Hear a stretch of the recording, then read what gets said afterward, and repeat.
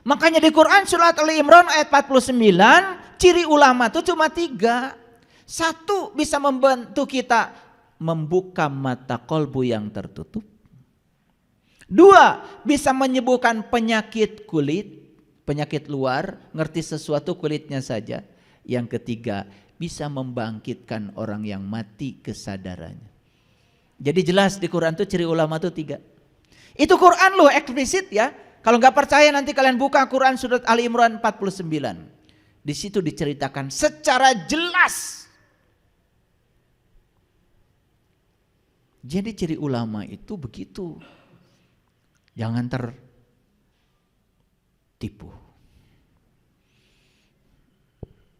dengan baju luar.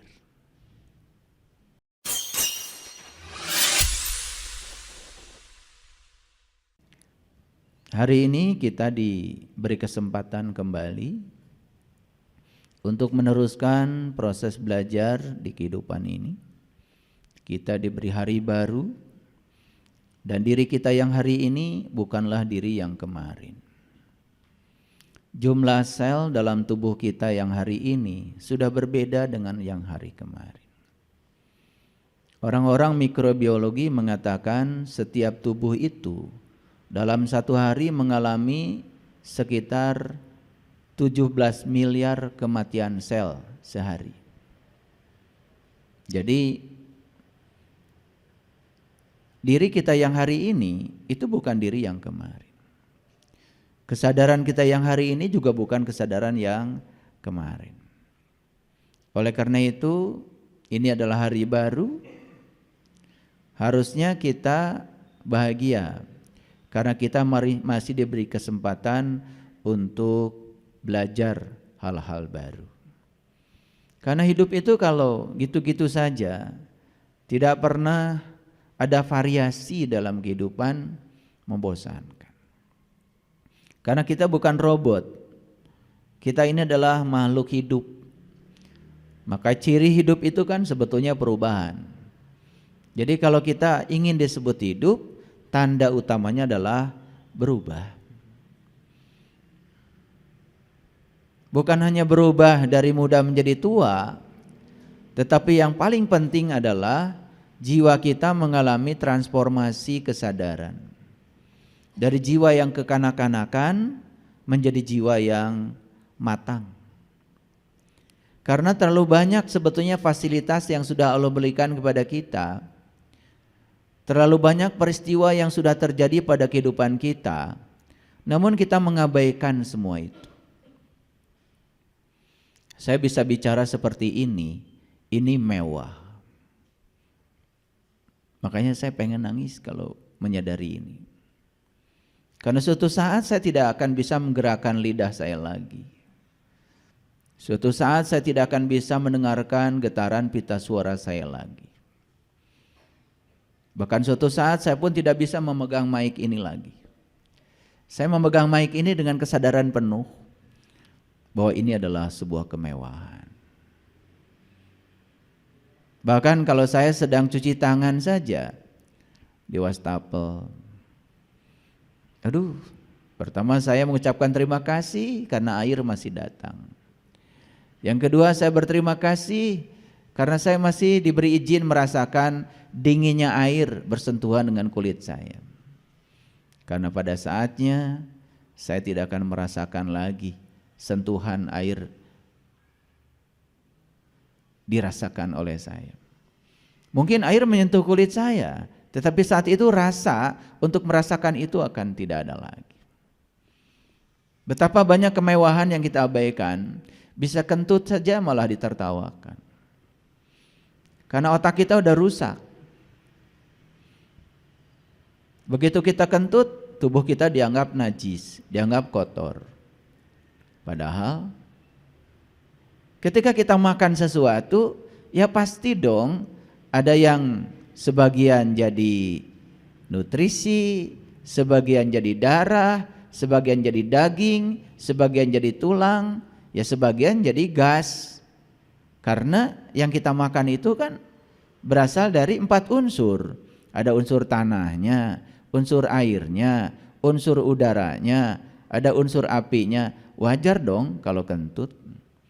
Bisa kentut itu bagi saya mewah, karena suatu saat nggak akan bisa kentut lagi. Tapi karena otak kita udah rusak, kalau orang kentut tuh malah ditertawakan. Orang kentut ya pura-pura tidak tahu saja. Itu kemewahan kok. Bisa nulis itu mewah loh. Bisa duduk itu mewah. Cuman kesadaran kita sudah mati terlalu lama sehingga semua kemewahan ini dianggap barang biasa. Padahal semua itu akan sirna pada waktunya. Dan semua kemewahan itu ada gara-gara satu saja, karena kita masih diizinkan untuk hidup. Karena kita masih bernafas. Hari ini kita masih bilang ini tanah saya, ini rumah saya, ini mobil saya, ini harta saya, ini deposito saya. Begitu bernafas tidak diizinkan lagi. Sekejap pindah tangan semua yang disebut milik saya. Kita lupa bahwa sesungguhnya kemewahan yang paling besar dalam diri kita adalah nafas. Dan dengan nafas itu punya daya hidup. Kita bisa melakukan kebaikan, kita juga bisa melakukan keburukan.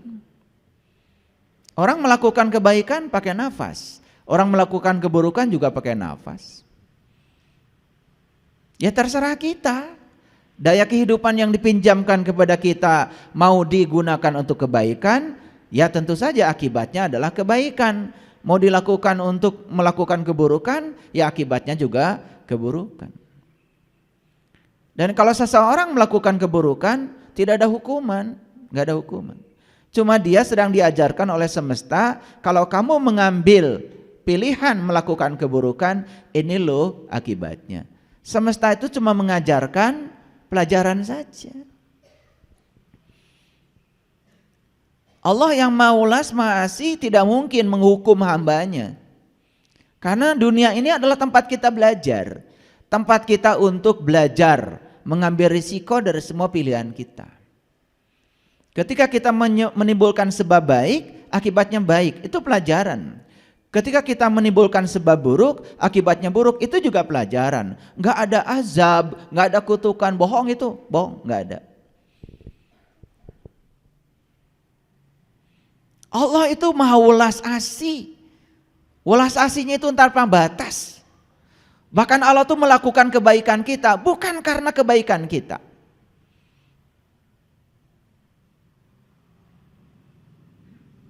Dan kalau kita membandingkan kebaikan Allah untuk kita, dibandingkan kebaikan kita untuk Allah, aduh, gak ada apa-apanya.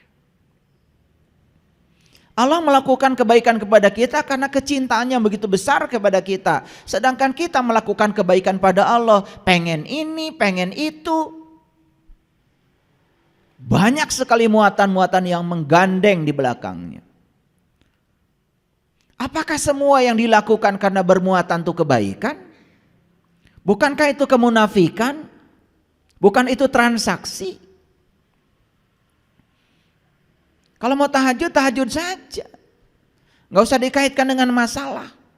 Nanti tambah banyak masalahnya. Kalau mau duha, duha saja. Gak usah dikaitkan dengan syaratnya rezeki atau usaha sedang bangkrut. Gak usah, tambah bangkrut. Coba lakukan kebaikan itu semata-mata karena kecintaan kepada Dia, karena Dia begitu besar cintanya kepada kita. Itu saja. Bahkan dengan cara yang semacam itu, maka dengan mudah kita bisa bertransisi dari kegelapan menuju cahaya. Oleh karena itu, mari kita bersyukur hari ini kita masih hidup, bernafas, masih merasakan begitu banyak sensasi. Bahkan saya kalau naik mobil, saya duduk dulu, gak buru-buru. Karena bisa merasakan pantat ini nempel di jok mobil tuh mewah. Kemudian saya pegang setir, ketika tangan saya pegang setir itu, saya rasakan dulu, saya hadir betul-betul di situ. Saya berterima kasih kepada medan energi tunggal yang masih mengalir dalam tubuh saya. Kalau tidak ada medan energi tunggal itu, tangan saya pun tidak akan bisa dikepalkan seperti ini memegang setir. Dan kalau kita sadari sepanjang perjalanan itu, nikmati saja. Mendengarkan suara klakson itu mewah. Mendengarkan suara teriakan orang itu juga mewah. Dan kalau kita hadir di sini saat ini sekarang, di setiap ruang dan waktu, kemewahan itu akan terasa. Bahkan kalian bisa memasangkan peniti itu mewah. Ada orang, mohon maaf, sudah dikurangi fungsi tangannya. Anggap saja stroke ringan. Pasang penitik itu susahnya setengah mati. Jangan-jangan pasang penitik bisa memasangkan kancing saja, memasukkan kancing di lubang, itu merupakan sesuatu yang mahal saat itu. Karena daya dari tangannya sudah dikurangi oleh semesta. Betul apa tidak? Yuk kita hadir di sini saat ini sekarang tanpa penilaian baik buruk, benar salah, terima semua realitas ini apa adanya. Dan terimalah semua ini sebagai anugerah dan cintanya Dia yang luar biasa untuk kita. Oleh karena itu mari kita puji Allah bersama-sama membaca hamdalah. Alhamdulillahirabbil alamin. Mari kita hadirkan beliau di ruang majelis ini. Kita rasakan kalau beliau mewujud sebagai nafas dalam diri kita. Kita rasakan beliau sebagai medan energi tunggal yang mengisi dan menggerakkan seluruh sel dalam tubuh kita. 100 triliun sel dalam tubuh kita. Tidak ada satu sel pun yang tidak diawasinya, yang tidak diberi daya olehnya. Oleh karena itu, mari kita sapa asma Allah dengan kelembutan dan cinta seraya membaca basmalah. Bismillah.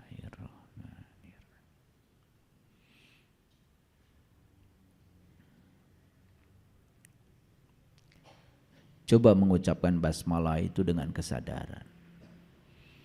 Mengucapkan alhamdulillah itu dengan kesadaran penuh.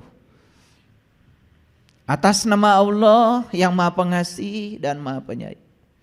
Rasakan cinta kasihnya beliau yang luar biasa itu. Tidak ada satu kelahiran pun ke dunia ini kebetulan. Tidak ada satu kelahiran pun datang ke dunia ini sia-sia. Semua kelahiran kita itu direncanakan dengan luar biasa oleh Allah. Makanya begitu bilang alhamdulillahi rabbil alamin.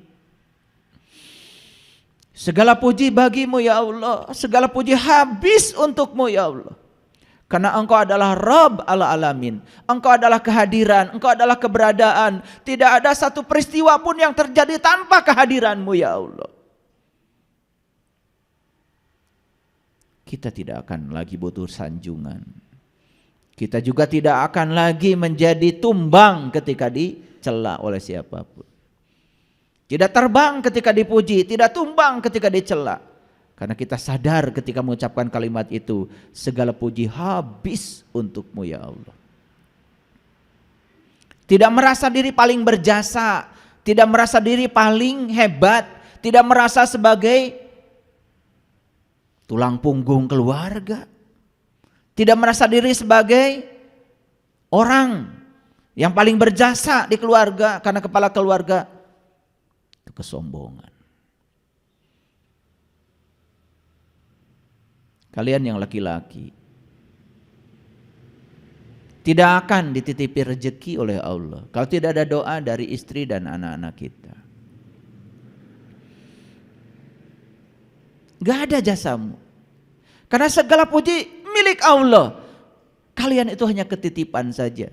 Ketitipan amanah untuk kesejahteraan keluargamu, anak istrimu. Lepaskan, lepaskan. Perasaan diri kita paling berjasa, perasaan diri kita paling hebat, perasaan diri kita kerja keras, perasaan diri kita sudah menghabiskan banyak waktu untuk keluarga kita. Lepaskan coba itu. Karena kalau itu dilepaskan dengan kesadaran, memudahkan kita untuk menyatu dengan Dia. Air itu tidak pernah mengalir ke tempat yang tinggi kecuali pakai pompa air. Tapi air secara alami hanya bisa mengalir dari tempat tinggi ke tempat rendah. Begitu kita melepaskan semua kesombongan kita, keakuan kita, berkah semesta akan mengalir ke sini. Akan mengalir ke sini. Jannatin tajri min tahtihal anhar, akan mengalir tuh. Sungai-sungai keberkahan ke dalam diri kita. Tugas kita cuma sederhana. Buka tutupnya. Kosongkan diri kita. Tempatkan diri kita serendah-rendahnya. Gelas yang ada tutupnya tidak bisa diisi. Masih ada cover. Masih ada tutup. Kafir itu bahasa Arabnya kafir. Jadi orang kafir itu bukan orang yang berbeda keyakinan dengan kita. Bukan orang yang berbeda jalan dengan kita. Stop mengkafir-kafirkan orang. Jangan menjadi kaum takfiri. Karena kafir yang sebenarnya itu adalah tertutup. Jangan-jangan kita masih tertutup. Dinasehati marah, dikritik marah. Itu berarti kita masih tertutup. Nah, tutup itu bahasa Arabnya adalah kafir. Bahasa Inggrisnya cover. Bahasa sepak bolanya kiper. Bahasa pasarnya koper. Bahasa gaulnya kuper. Orang yang kurang pergaulan itu.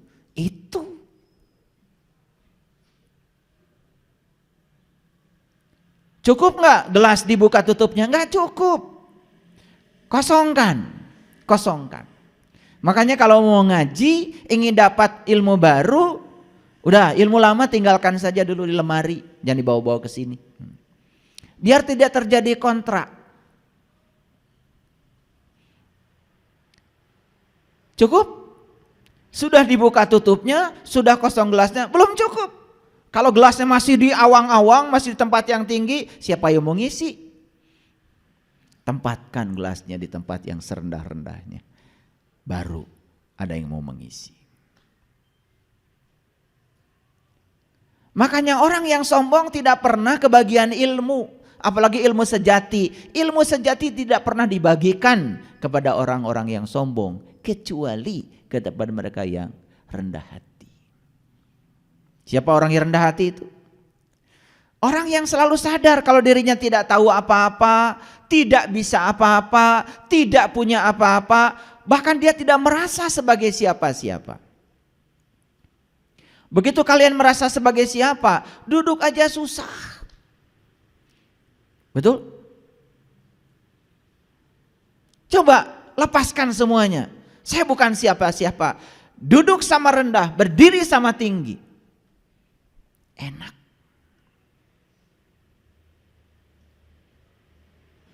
Makan nasi bungkus di pinggir selokan saja, habis kerja bakti, enak. Kalau kita bisa melepaskan diri bahwa kita ini bukan siapa-siapa, kita ini hanya datang ke semesta ini hanya kepanjangan tangan Allah untuk menyampaikan cinta kasih Allah kepada orang-orang yang butuh pertolongan kita. Itu saja kok. Seperti wayang yang dikeluarkan dari kotaknya. Kalau sudah selesai tugasnya kan dimasukkan lagi ke kotak. Tidak berdaya, tidak ada apa-apa lagi.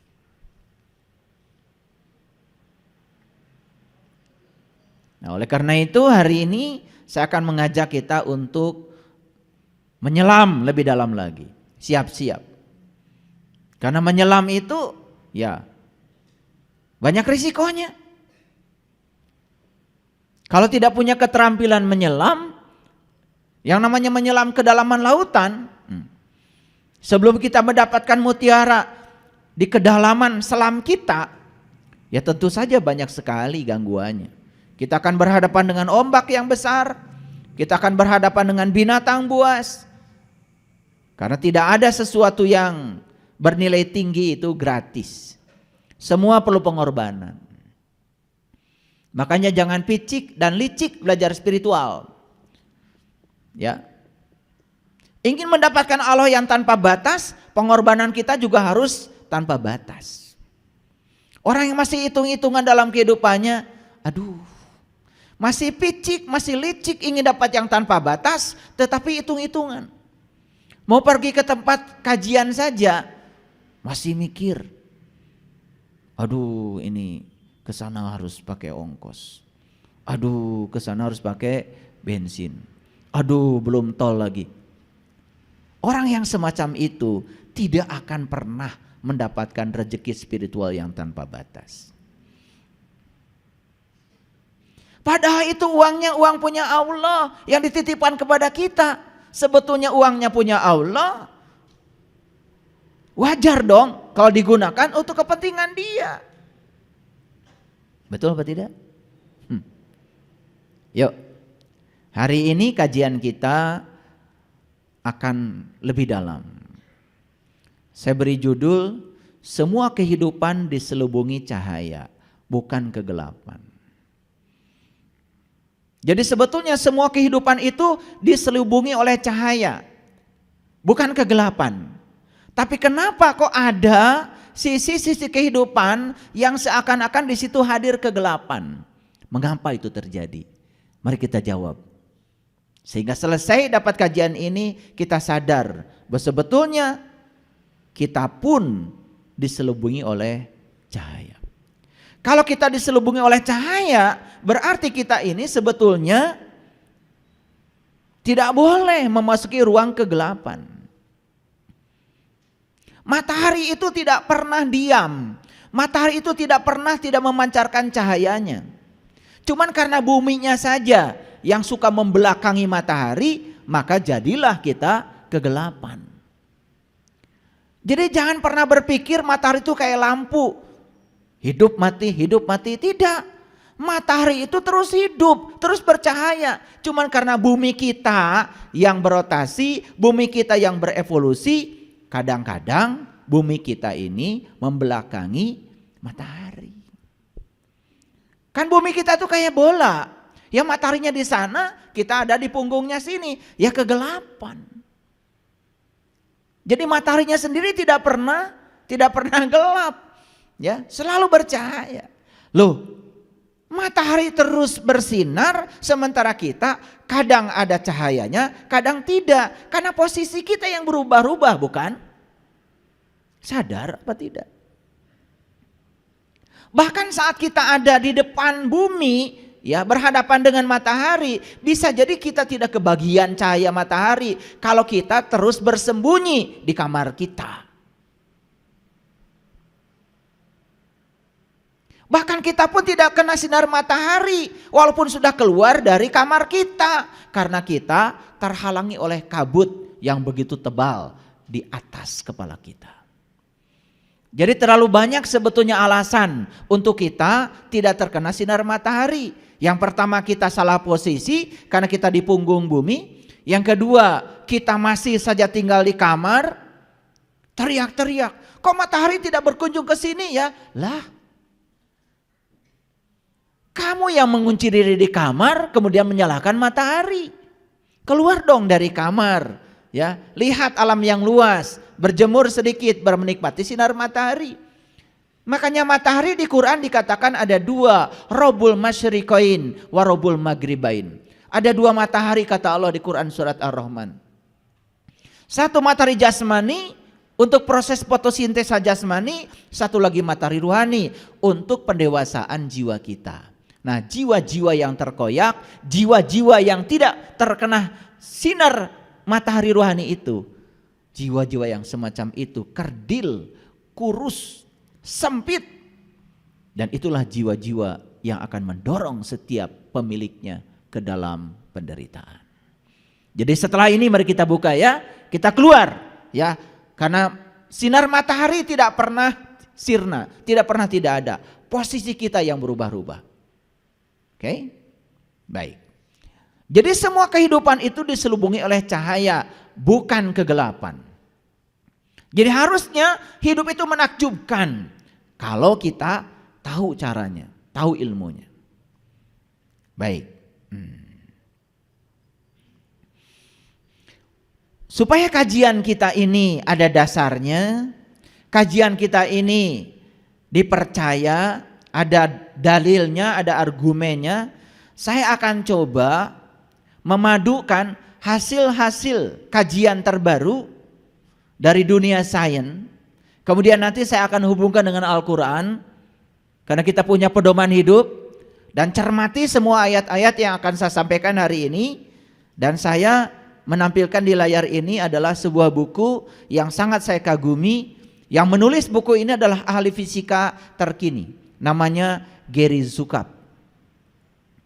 Dia menulis buku yang sangat luar biasa, itu judulnya The Seed of the Soul.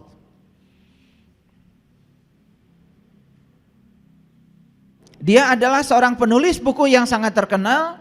Dia orang Amerika. Menurut saya dia sangat Islami, karena saya sudah mendalami isi bukunya. Saya tidak pernah tanya agamanya beliau apa, tapi setelah saya membaca isi bukunya, beliau ini sangat Islami.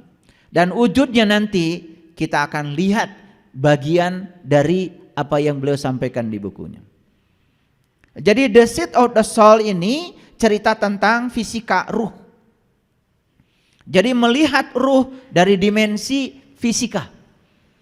Nah, apa fisika? Fisika itu berhubungan dengan dua, materi dan energi. Materi dan energi. Materi dan energi itu setara. Itu kata Einstein. Karena materi itu tercipta dari energi. Dan energi juga tercipta dari materi. Ayo, sadar? Sadar? Tadi pagi sarapan? Yang dimasukkan ke tubuh apa? Materi. Nasi materi, ceplok telur materi. Ya? Betul? Tempe materi, tahu materi, nasi kuning materi, nasi uduk materi, semua materi. Apakah kita butuh materi atau energi? Dua-duanya. Sebetulnya yang kita butuhkan itu adalah energi. Tapi karena energi ada di materi, maka yang kita masukkan materi. Dan kita ini enak banget, cuman memasukkan saja. Proses selanjutnya tidak pernah turut campur.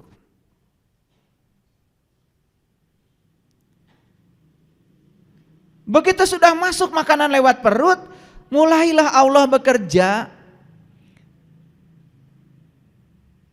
memfungsikan lambung kita, memfungsikan usus kita. Betul?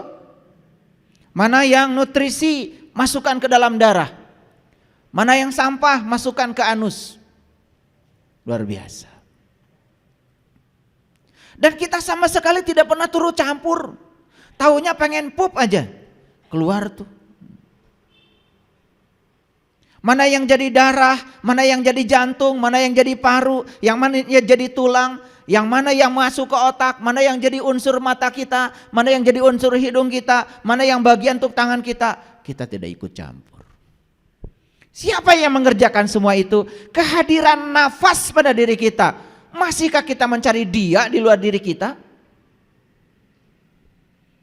Karena hidup tanpa kesadaran yang seperti itu. Makan cepat-cepat, semuanya serba cepat tanpa hadir. Apa yang terjadi?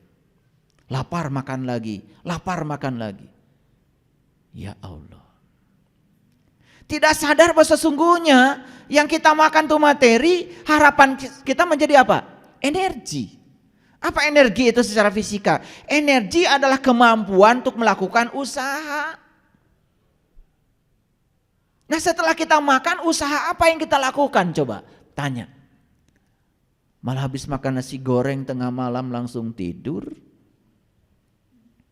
Ya sudah, jadinya apa? Hanya membuat perut jadi gak jelas. Maaf ya, banyak yang gak jelas.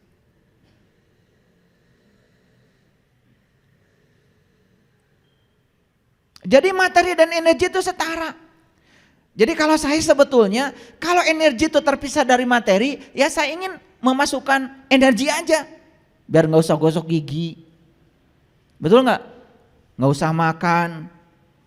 Karena yang kita butuhkan sebenarnya energi. Nah, kita tidak sadar bahwa sebetulnya di balik materi ada energi. Dan sebetulnya materi pun berasal dari energi. Coba bisa memahami saya? Itu yang namanya nasi itu kan berasal dari energi matahari. Energi kan? Berasal dari udara. Energi kan?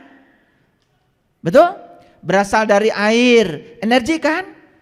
Berasal dari mineral-mineral yang ada di tanah. Energi kan? Jadi sebetulnya bolak-balik aja. Energi jadi materi, materi jadi energi, gitu aja. Makanya materi dan energi itu setara. Nah, yang kita akan bicarakan di sini adalah fisika ruh. Jadi ya, kita akan lebih banyak berfokus pada aspek energi. Karena ruh itu adalah energi. Maka ketika aku sudah selesai menciptakan tubuhmu, aku tiupkan ruhku. Setelah ditiupkan ruhku ke dalam tubuh ini, maka tubuh ini jadi berdaya. Energi bukan? Tubuh ini menjadi berwibawa. Energi bukan? Tubuh ini jadi berdaya. Energi bukan? Iya. Tubuh ini bisa bergerak karena ada yang menggerakkan dari dalam, yaitu energi. Paham ya? Oke. Sebelum masuk ke situ, saya akan mulai membahas dasar-dasarnya dulu. Mari kita lihat Quran surat Ad-Dukhan. Quran surat Ad-Dukhan. Itu surat ke-44 ayat 1 sampai 7. Surat Ad-Dukhan itu dimulai dengan Ha Mim. Ya. Ya tentu saja ya, Ha Mim. Terjemahan yang ada adalah hanya Allah yang tahu. Alif Lam Mim pun hanya Allah yang tahu. Kaf Ha Ya Ain Shad hanya Allah yang tahu. Puas? Puas? Dulu ya kalian puas dulu. Karena satu-satunya cara supaya tidak ada orang yang nanya lagi, cukup bilang hanya Allah yang tahu. Padahal Quran itu petunjuk bukan? Petunjuk dong. Yang namanya petunjuk untuk siapa? Untuk Allah, untuk manusia? Untuk manusia. Nah, manusia ini dikasih petunjuk, judulnya Ha Mim. Kalau itu petunjuk berarti harus dimengerti dong oleh manusia. Nah, manusia pengen tahu, ya Allah, ini maksudnya apa? Ha dan mim ini. Kemudian Allah bilang, hanya Allah yang tahu. Sama saja dengan polisi bikin rambu-rambu lalu lintas. Kemudian masyarakat yang akan menggunakan rambu-rambu itu tanya Pak Polisi. Pak Polisi, ini rambu ini maksudnya apa? Kata Pak Polisi, hanya polisi yang tahu. Puas?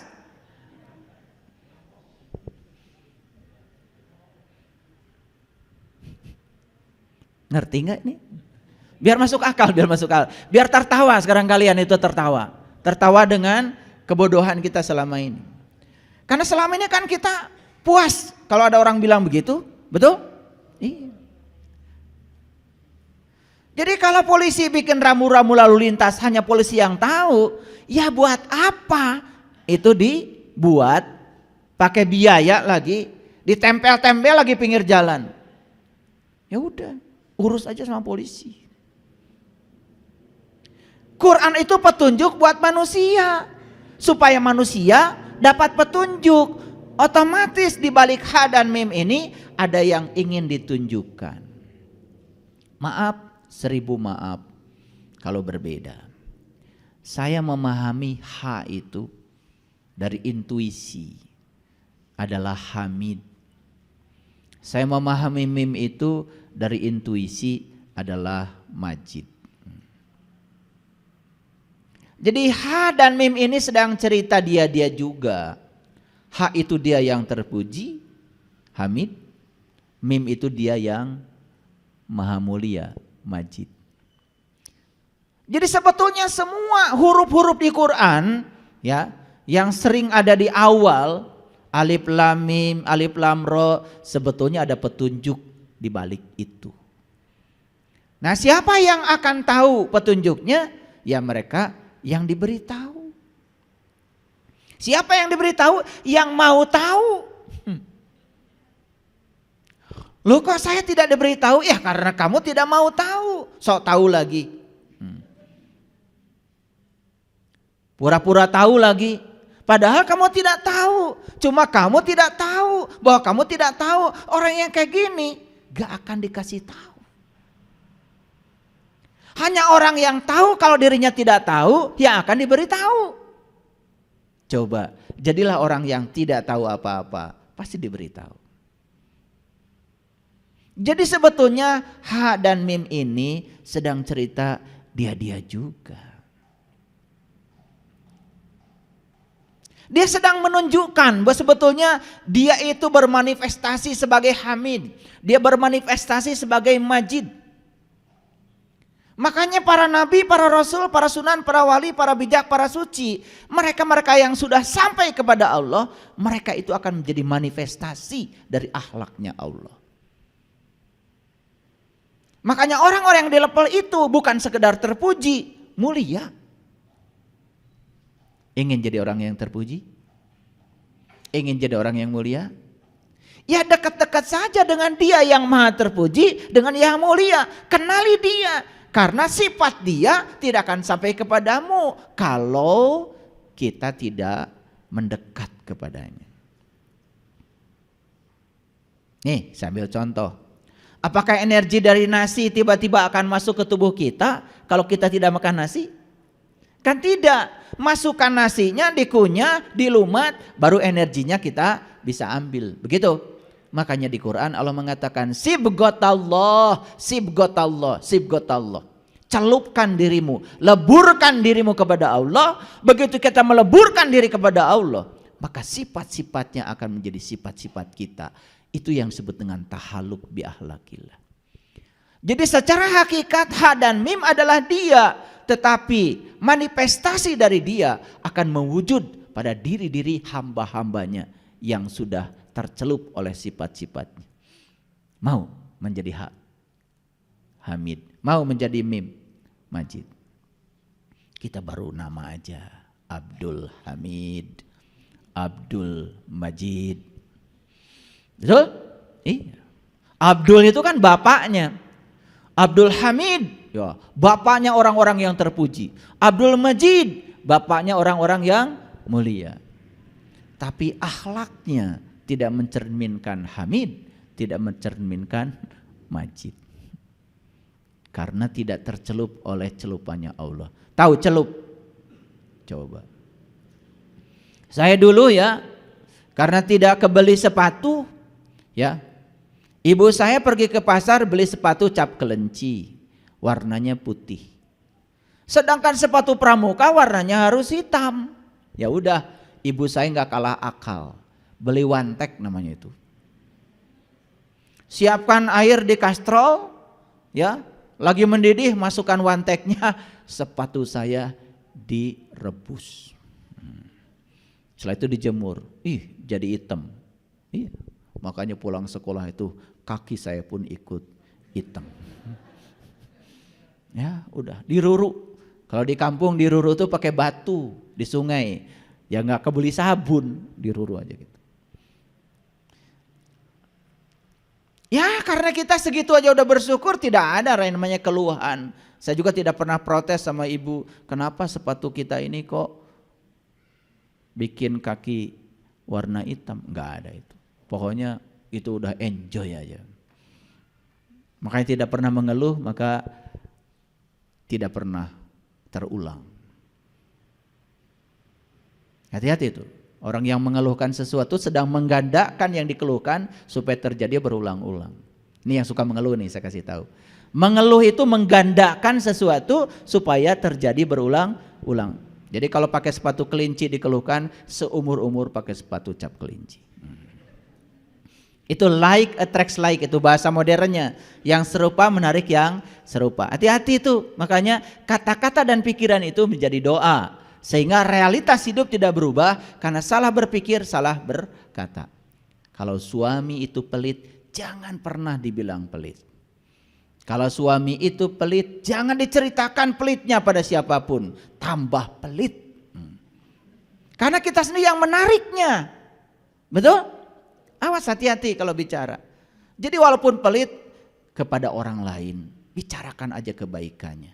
Pelitnya jangan dibicarakan. Kalau dibicarakan pelit jadi baik, fitnah.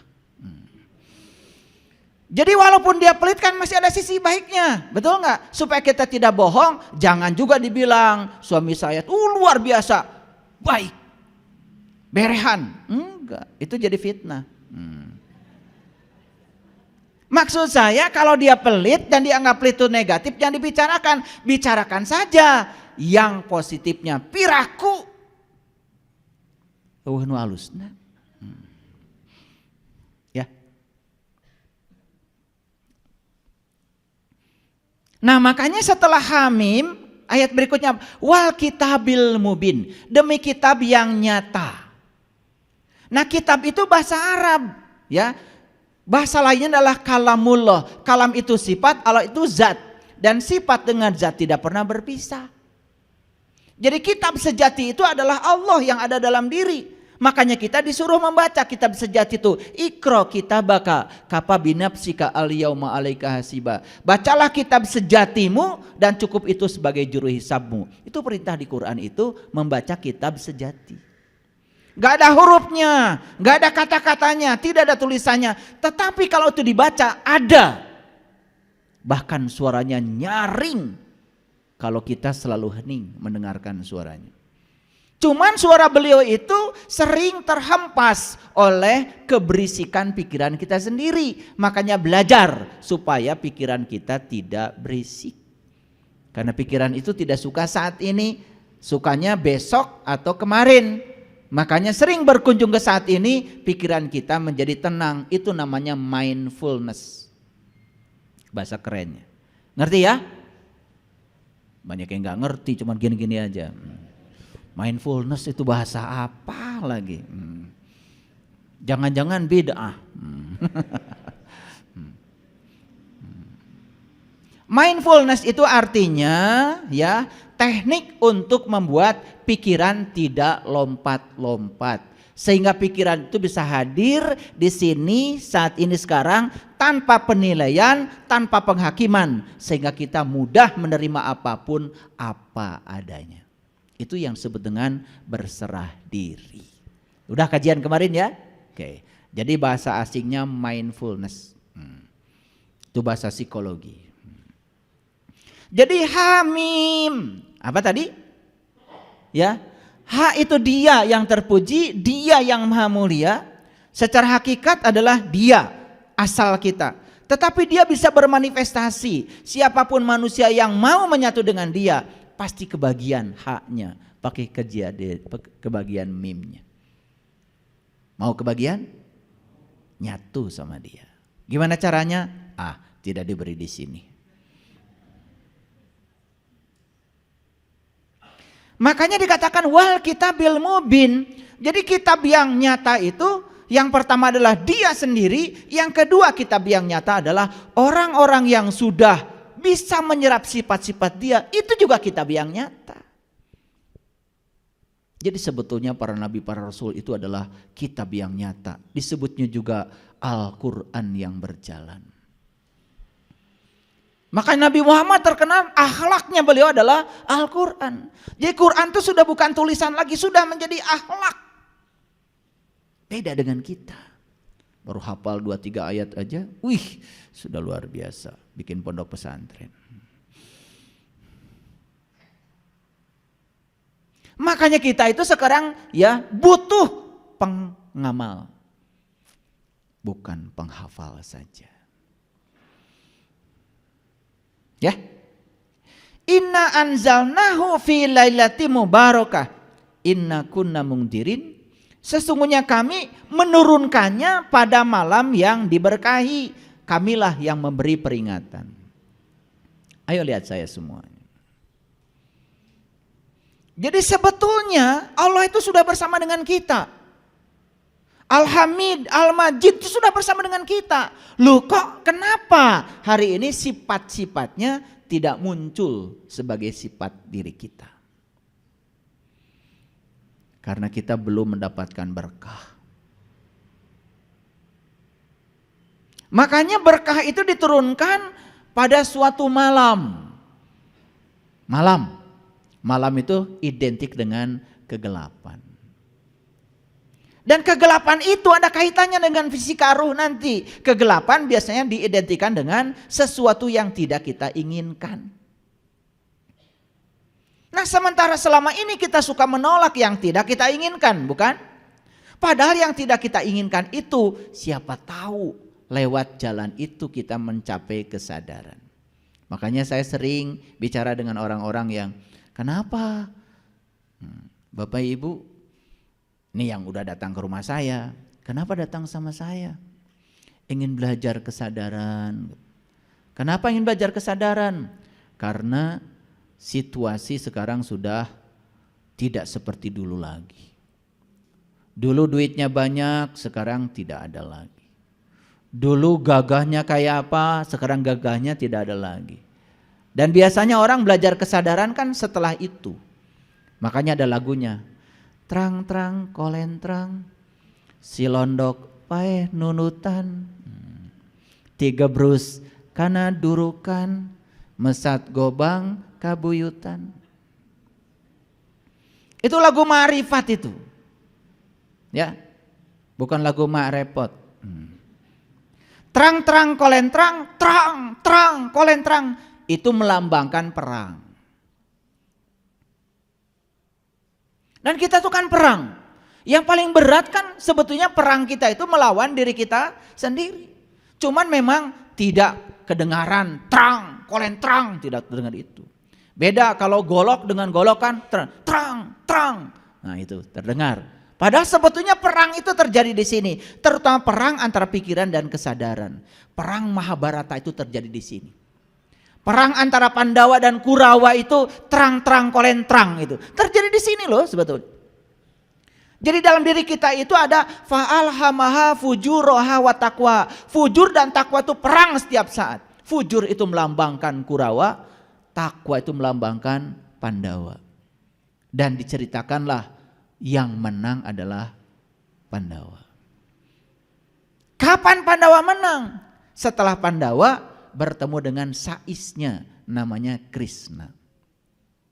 Makanya Krishna itu perwujudan dari seorang guru kesadaran. Disebutnya itu guru mursyid. Makanya karena bimbingan Krishna, kemudian seluruh Pandawa mencapai kesadaran. Lalu bisa melumatkan orang-orang yang tidak berkesadaran. Gitu. Nah suka nggak di sini terang kolentrang? Suka. Si londok, nah londok itu adalah bunglon. Bunglon itu adalah si topeng. Bahasa pewayangannya adalah dasa muka. Disebutnya Rahwana. Siapa dasa muka itu? Siapa Rahwana itu? Dia yang suka berganti-ganti wajah.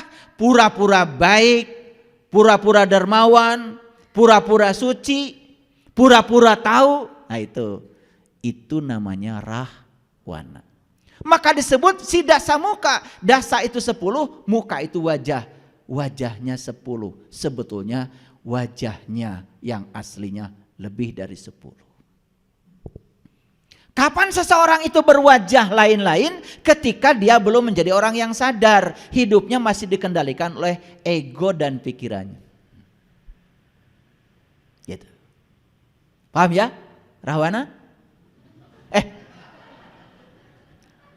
Saya bukan memanggil, bukan. Paham kan Rahwana? Tadi saya keceplosan. Ya. Nah si londok paeh nunutan. Si londok itu adalah, londok itu bunglon. Bunglon itu Rahwana. Orang yang masih dikendalikan oleh pikirannya. Yaitu orang yang masih menjadi diri palsu. Disebutnya londok. Makanya bunglon itu ketika daun warna hijau, dia warnanya hijau. Daun warna gelap, dia warna gelap, mengikuti warna daun. Makanya dia sulit ditangkap karena dia bisa lolondokan. Paham ya? Nah, si londok ini paeh nunutan. Paeh itu mati. Mati karena ngantuk. Ngantuk itu lambang dari kelalaian.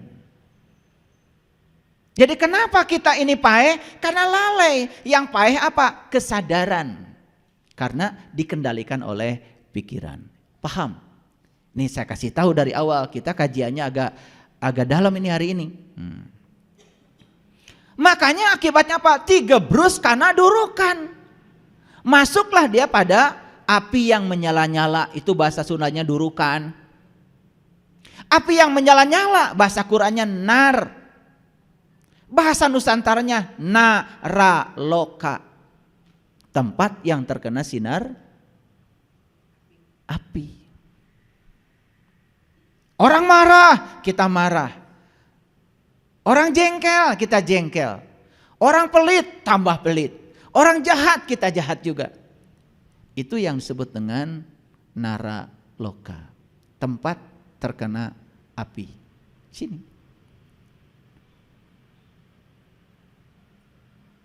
Setelah digebrus karena durukan baru sadar. Memang semua orang belajar spiritual itu nunggu digebrus karena durukan. Da keur beunghar mah. Enggak ada mencari guru spiritual. Keur sehat moal aya. Geus gararing, geus sangsara, geus sagala teu boga baru cari guru. Itulah nasib para guru spiritual tuh kasihan. Dicari teh lamun geus arareueuh. Keur beunghar mah kerjaya mah boro-boro. Ya, ingat guru spiritual. Betul apa tidak? Iya. Tapi dah enggak apa-apa, peran para guru mah begitu, ya. Mun geus digebrus kana durukan, kakara mesat gobang kabuyutan. Baru ingat nih buyut leluhur boha-boha urang teh aya ilmu ti leluhur ya nu teu kapake ke urang. Ada ilmu dari buyut kita yang selama ini kita lupakan sehingga kita menjadi lupa tentang jati diri kita sendiri. Baru ingat buyut. Nah, buyut itu lambang dari orang-orang yang sudah mencapai kesadaran. Makanya gitu. Idza jaa nasrullahi wal fath. Apabila jaa datang pertolongan Allah wal fath untuk mengalami keterbukaan mata qalbu. Idza jaa nasrullahi wal fath wa ra'aitan nasa yadkhuluna fi dinillahi afwaja. Akan berbondong-bondong. Dan saat itu akan terjadi tidak lama lagi. Karena kebangkitan spiritual akan terjadi tidak lama lagi. Makanya orang-orang yang berkesadaran sudah pada bermunculan. Geningan orang teh salila ieu teh teu sadar. Ya, itu.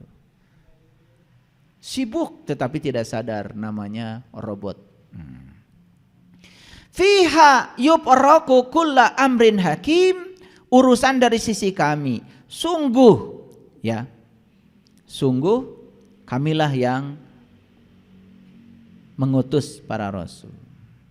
Jadi untuk menemukan hak mim agar kita bisa membaca kitab yang nyata yang diturunkan pada suatu malam. Ingat ya, malam itu lambang dari apa tadi? Kegelapan. Jadi apapun yang disebut buruk oleh kita, jangan buru-buru dinilai buruk. Siapa tahu lewat jalan itu kita akan mengalami kesadaran. Bangkrut, tidak punya apa-apa, usaha semuanya hancur lebur. Gak usah takut, kata Allah. Aku akan ganti semua yang disebut milikmu dengan aku. Sakit menderita luar biasa, gak usah takut. Lewat jalan itu kamu akan menemukan aku, kata Allah. Jadi Allah sedang menunggu di tempat yang kita tidak suka. Itu yang disebut dengan malam yang diberkahi. Paham? Paham? Gitu. Di dalamnya dijelaskan segala urusan yang penuh hikmah. Tuh kan gitu. Di dalamnya dijelaskan segala urusan yang penuh hikmah. Kalau kita sabar, kita bisa menerima tanpa penolakan, maka hikmahnya akan turun. Yu'til hikmata mayyasha wa may yu'til hikmata faqad utiya khairun katsir wa may yazakaru ila ulil albab. Tetapi syarat untuk mendapatkan hikmah cuma satu, jadilah ulil albab. Siapa ulil albab? Allazina yazkurunallaha qiyaman wa qu'udan wa ala junubihim. Yaitu orang-orang yang selalu ingat kepada Allah dalam keadaan berdiri, duduk dan berbaring. Jadi syarat menjadi ulul albab harus tahu dan kenal kepada Allah. Bagaimana kita bisa ingat sama Allah kalau kita belum berjumpa dengan Dia? Nyambungnya ke sana lagi, ke sana lagi. Karena memang 30 juz Quran, ya ke sana lagi memang. Kan Quran itu adalah petunjuk untuk menemukan yang memfirmankan Quran. Kan Dia. Jadi Allah berfirman itu memberikan petunjuk. Petunjuk untuk apa? Supaya kita sampai kepada Allah. Tahu puncaknya kehidupan kan innalillahi wa inna ilaihi rajiun. Paham? Paham? Oke, lanjut. Fiha yupraku kulla amrin hakim. Ya, di dalamnya dijelaskan segala urusan yang penuh hikmah. Jadi sekarang sudah lihat malam ya? Ngerti? Kalau siang nggak usah dibahas. Urusan apa? Urusan tentang kami. Urusan dari sisi kami. Jadi sebetulnya urusan kita di semesta ini adalah urusan tentang Dia. Bagaimana supaya kita kenal sama Dia? Bagaimana supaya kita bisa kembali seutuhnya kepada Dia setelah selesai tugas kita di semesta ini? Maka Allah mengatakan sebagai amron min indina inna kunna mursalin. Urusan dari sisi kami, sungguh kamilah yang mengutus para rasul. Kita sekarang tidak hidup sejaman dengan para nabi, para rasul. Sudah selesai gelar itu sampai Nabi Muhammad. Tapi Nabi Muhammad pernah bersabda, ketika ada seorang sahabat bertanya, "Ya Rasulullah, aku bahagia hidup sejaman dengan engkau karena aku mendapatkan ilmu langsung dari tanganmu." Apa kata Nabi Muhammad? "Lebih bahagia lagi umatku yang tidak hidup sejaman dengan aku, tapi mereka masih dapat ilmuku dari para pewarisku." Saya doakan ya, semoga kita semua bisa bertemu dengan orang yang mewarisi ilmu sejatinya para nabi, para rasul. Kalau kita bisa bertemu dengan mereka, dapat ilmu dari mereka, itu yang disebut dengan syafaat.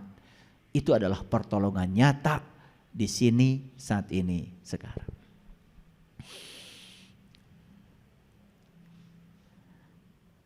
Makanya Allah menyatakan rahmatan mir rabbika innahu huwas samiul alim.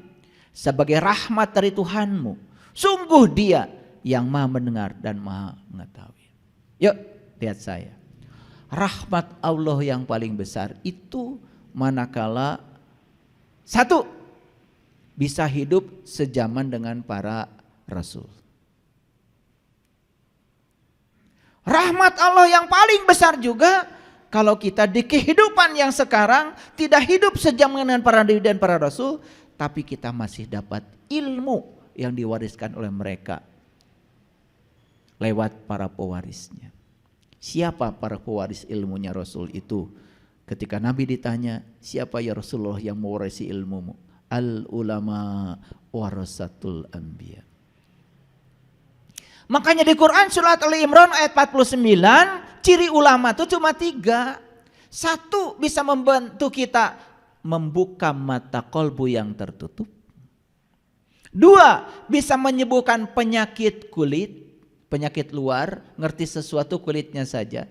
Yang ketiga, bisa membangkitkan orang yang mati kesadarannya. Jadi jelas di Quran itu ciri ulama itu 3.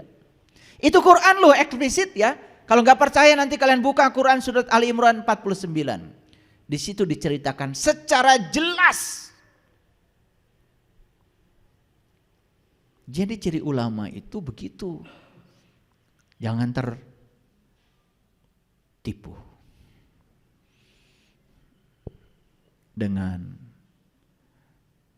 baju luar. Kalau pergi ke Garut, ke kampung saya, hati-hati. Karena kalengnya kongguan, isinya opak.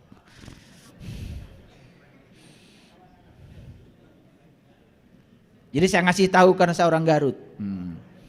Hati-hati kalau ke kampung saya. Luarnya kongguan tapi dalamnya kiripik. Saya ngasih tahu aja nanti kalau ke Garut, wih kongguan, hati-hati. Itulah kulit luar itu suka menipu. Luarnya apa, dalamnya apa. Tapi kalau kita sudah tahu dalamannya, tidak akan tertipu lagi. Makanya semoga kita bisa bertemu dengan orang yang mewarisi ilmunya para nabi, para rasul. Itu. Amron min indina inna kunna mursalin. Rahmatan mir rabbika innahu huwas samiul alim. Bertemu dengan mereka itu adalah rahmat dari Tuhanmu. Maka dalam hadis qudsi Allah menyatakan, hadis qudsi ini ya, para waliku ada di bawah naunganku dan tidak ada yang bisa berkenalan dengan seorang waliku tanpa seizinku. Jadi wali-wali Allah itu tidak akan pernah bisa disentuh kecuali oleh orang-orang yang diberi izin oleh Allah. Nah itu maka dijelaskan di Quran surat Al-Kahfi itu. Mayyahdillahu fahuwal muhtadi wa mayyudlil falan tajidalahu waliyan mursidan. Jelas ya. Rabbis samawati wal ar wa ma bainahuma in kuntum muqinin. Tuhan langit dan bumi yang ada di antara keduanya jika kamu orang-orang yang meyakini. Jadi tugasnya para nabi, para rasul itu adalah mengantarkan kita untuk mengenal Rabbis samawati wal ar wa ma bainahuma, untuk mengenal Rabb-nya langit, Rabb-nya bumi, dan Rabb yang di antara langit dan bumi. Jadi kalau begitu Rabb itu meliputi langit, meliputi bumi, dan meliputi antaranya. Jadi tidak ada satu ruang pun yang tidak diliputi oleh